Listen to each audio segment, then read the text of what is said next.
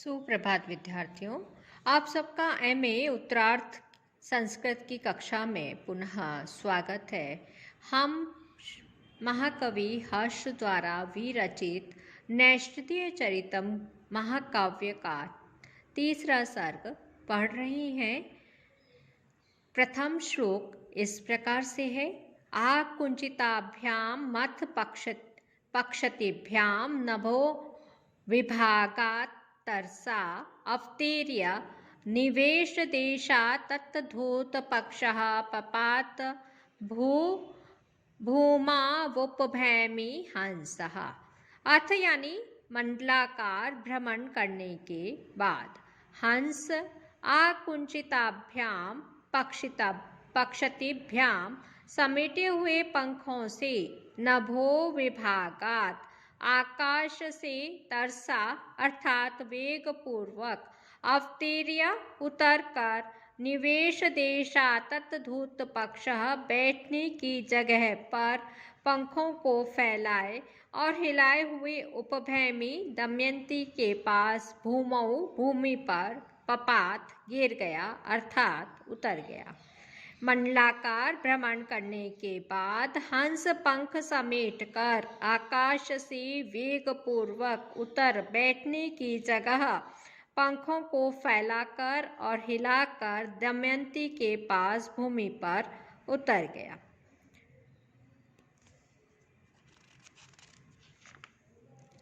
यहाँ पर अवतीर्य शब्द आया है। अब उपसर्ग त्रिधातु और लय प्रत्यय है। पपात पत धातु का लिट लकार और प्रथम पुरुष एक वचन। इंद्रवृजा छंद है क्योंकि दूसरे और तीसरे और चौथे चरण में उपेंद्रवृजा, प्रथम चरण में इंद्रवृजा है और दूसरे तीसरे और चौथे चरण में उपेंद्रवृजा छंद है, इसलिए यहाँ पे उपजाति छंद है।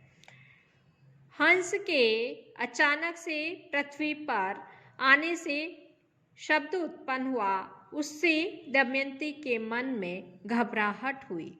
अब दूसरा श्लोक देखिए। आकस्मिकः पक्ष पुटाहतात् क्षितेस्तदा यस्वानम् उच्चचचार दागन्यविन्यस्तदृशः स तस्या सम्भ्रान्तमन्तःकरणं चकार। हंस के आने के समय पर, तदा अर्थात हंस जब आया, पक्ष पुट्टा हटाया, पंखों से पुट हटाया, ताड़ित हुई। क्या ताड़ित हुई? क्षितेः अर्थात पृथ्वी, आकस्मिक यह स्वानन अचानक से, यह जो, स्वनम शब्द उच्चचार शब्द हुआ, ध्वनि हुई। द्रागन्य विन्यस्तदृशः स तस्या सम्भ्रान्तमन्तःकरणं चकार। उसने दूसरी ओर दृष्टि लगाई हुई दमयंती के मन को घबराहट से युक्त कर दिया। उससे दमयंती घबरा गई। आकस्मिकः, तब सबसे पहले देखिए तदा शब्द है क्षितेस तदा, यानी तब, कब? हंस के आने के समय। पक्ष पुटा हटाया, पंखों से ताड़ित हुई। क्षिते अर्थात पृथ्वी से आकस्मिकः यह स्वनाम उच्चचचार, अचानक से जो आवाज उत्पन्न हुई। सह उसने, अन्य विन्यस्य तदृश दूसरी और जो दृष्टि लगाई हुई थी, तस्या अर्थात उस दमयंती के अंतःकरण में संभ्रांतम चकार घबराहट से युक्त कर दिया। स्वाभाविक वर्णन होने के कारण यहाँ पे स्वभावोक्ति अलंकार है।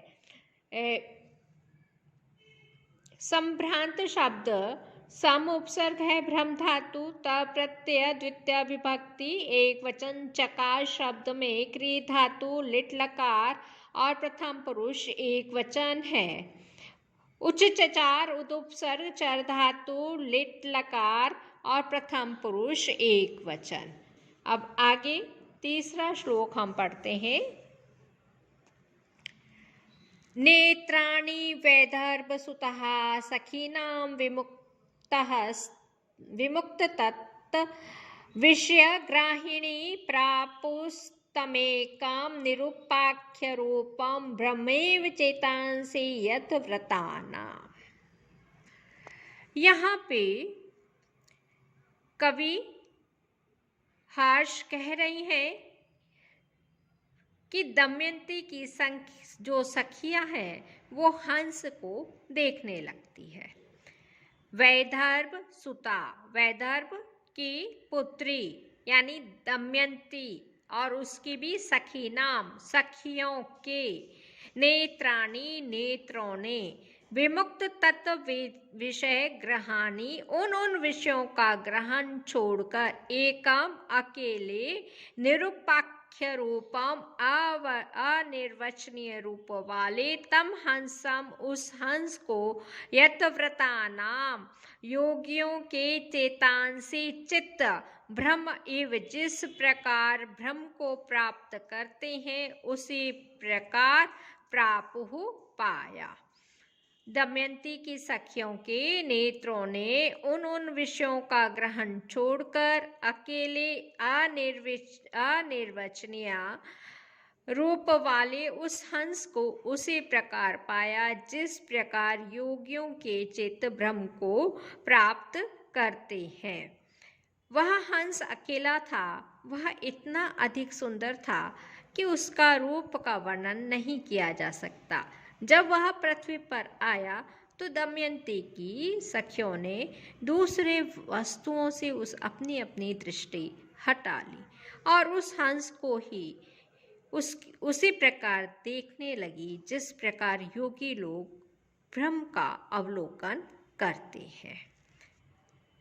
इम्पोर्टेंट श्लोक है। यहाँ पे आध्यात्म का वर्णन है। ये सखियों के नेत्रों की तुलना योगियों के चित्त से और हंस की तुलना ब्रह्म से की है, इसलिए यहाँ पर उपमा अलंकार है। निरुपाख्य पद आया है। निरुपसर्ग, उप उपसर्ग, आ उपसर्ग और ख्या धातु। अब आगे चौथा श्लोक हम पढ़ने जा रहे हैं। हंसां तनौ सन्निहितां चरन्तं मुनेर्मुनो वृत्तिरिव स्विकायां ग्रहीतो कामादरीना शयेन रतनादसौ निश्चलतां जगाहे। यहाँ पे कवि कह रहा है कि दमयंती ने हंस को पकड़ने का निश्चय किया।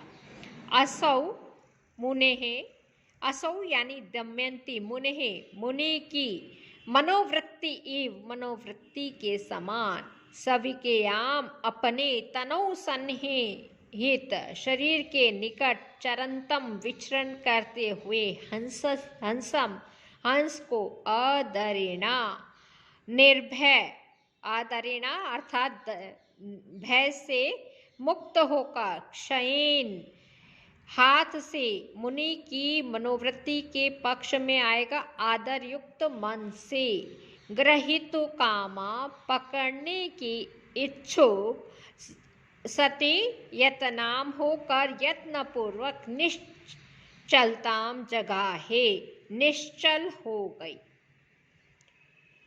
जिस प्रकार योगी अपने शरीर के भीतर स्थित परमात्मा को ग्रहण करने का इच्छुक होता है, उसी प्रकार दमयंती भी उस हंस को पकड़ने में दच्चित हो गई और उसके शरीर के समीप, जो कि उसके शरीर के समीप विचरण कर रहा था।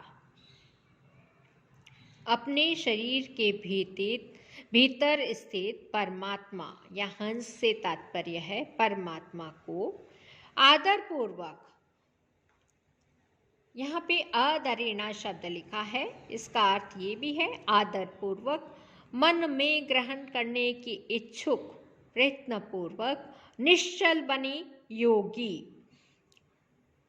ग्रहीतु कामा ग्रहण करने की इच्छुक, निश्चलताम निश्चल बनी हुई योगी की मनोवृत्ति की तरह वह दमयंती अपने शरीर के निकट संचरण करते हुए हंस को निर्भय हाथ से पकड़ने की इच्छुक होकर प्रयत्नपूर्वक निश्चल हो गई।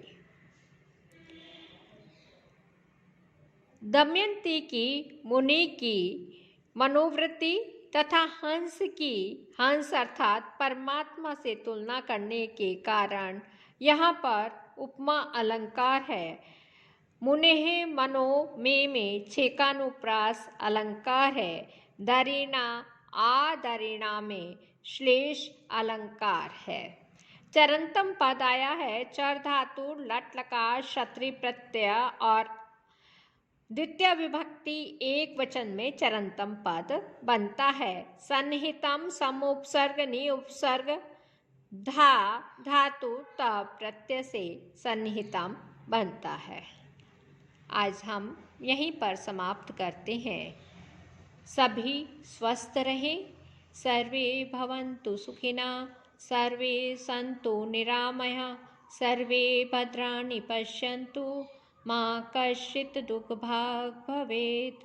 ओम शांति शांति शांति। सब नैषधीय चरितम किताब लेके आ जाएं बाजार से और फिर उसको देखकर अध्ययन करें। धन्यवाद।